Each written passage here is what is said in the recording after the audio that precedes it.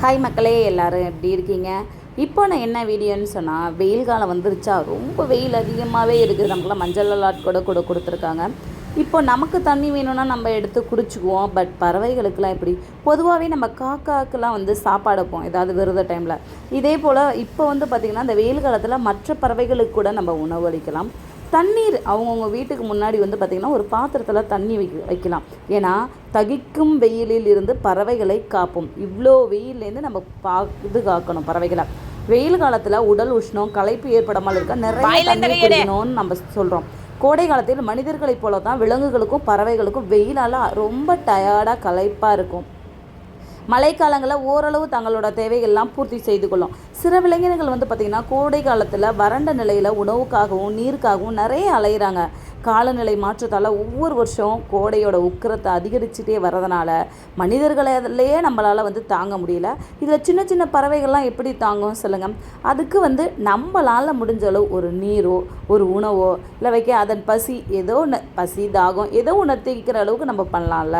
உணவுகளை வெயில் படாத இடத்தில் வச்சோன்னு வச்சுக்கோங்களேன், பறவைகள் சாப்பிட்டுட்டு போகும். பொதுவாக அதான் சொன்னேன், நம்ம காக்கைக்கு எப்படி உணவு வைக்கிறோமோ அதே போல் மற்ற பறவைகளுக்கு வைக்கலாம். நாட்டில் பார்த்திங்கன்னா பறவை இனங்கள் இப்போலாம் ரொம்ப அழிஞ்சு வரக்கூடிய நிலையில் இருக்குது. பறவைகள் சாப்பிட்டு எரியும் அந்த பழங்கொட்டை மூலியமாக தான் நம்மளோட நாட்டில் மரம் செடி கொடிகள் எல்லாம் வளர்ந்து வருது. இதுதான் உணவுச்சங்கிலி. அதாவது இந்த உணவுச்சங்கிலி அறுபடாமல் இருக்கிறதுக்கு இது ஒரு முக்கிய காரணமாக நம்ம இருக்கலாம். இல்லைன்னு வச்சுக்கோங்களேன், பறவை இனங்கள் அழிய சிறுக பார்த்திங்கன்னா மரம் செடி கொடிகள் எல்லாரும் அழிஞ்சிக்கிட்டு போயிடும். இப்போனாலாம் ஆறு குளம் குட்டை ஏரி போன்ற நீர்நிலைகளில் ஏன்னா தண்ணி இருக்கும். இப்போ கோடை காலத்தில் எப்படி இருக்கும்? சுத்தமாக எல்லாத்துலேயுமே ரொம்ப ட்ரை ஆகி வறண்டு தான் இருக்கும். அதனால் பார்த்திங்கன்னா நம்ம வீட்டுக்குள்ளே மாடியில் நம்ம தண்ணி வச்சோன்னு சொன்னால் நிறைய பறவைகள் குடிச்சிட்டு போகும். மொட்டை மாடியில் சின்ன சின்ன பறவைகளுக்கு தானியங்களை தூவி விடலாம். நம்ம வீட்டு மொட்டை மாடியில் வீட்டு ஜன்னல் பகுதியில் வாசல் பகுதியில் பார்த்திங்கன்னா தோட்டம் இருக்குன்னா ஏதாவது கார் ஷெட்டு அந்த மாதிரிலாம் இருந்ததுன்னா சின்ன சின்ன கிண்ணங்களில் போய் தண்ணி வைங்க.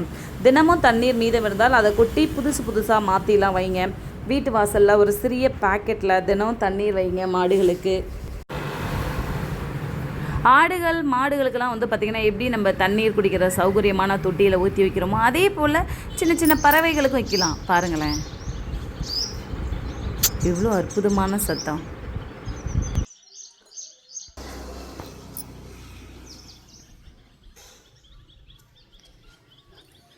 வேதாந்த் எங்கே போகிறீங்க?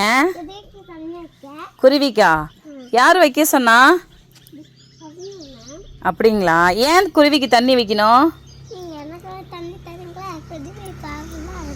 குருவி பாவமா? சரிக்கண்ணா. குருவிலாம் எங்கே இருக்கு? கூப்பிட குருவியெல்லாம்.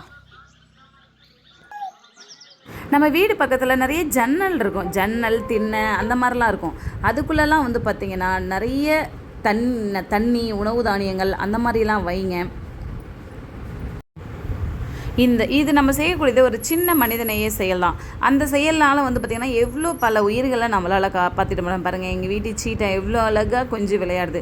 இதே போல் தானே எல்லா பறவை இனங்களும் பார்த்திங்கன்னா நம்மளோட உயிர் எந்தளவுக்கு முக்கியமோ அதே போல் அந்த ஜீவராசிகளோட உயிரும் நமக்கு முக்கியம். அதனால் எல்லாருமே தங்களோட வீட்டுக்கு முன்னாடி சிறிதளவு தானியங்களோ தண்ணியோ வைக்கணும்னு இந்த கோடை காலத்தில் கண்டிப்பாக வைக்கணும்னு நாங்கள் கேட்டுக்கிறோம்.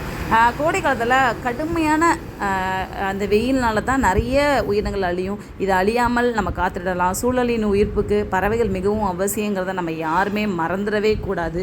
கொஞ்சம் தண்ணீர் வைக்கிறதுனால பார்த்திங்கன்னா நமக்கு எந்த ஒரு கஷ்டமும் கிடையாது. வெயில் காலம் நெருங்கி வந்துக்கிட்டே இருக்கனால பறவைகள் அருந்துவதற்கு தினமும் ஒரு பாத்திரத்தில் தண்ணியை ஊற்றி வைங்க.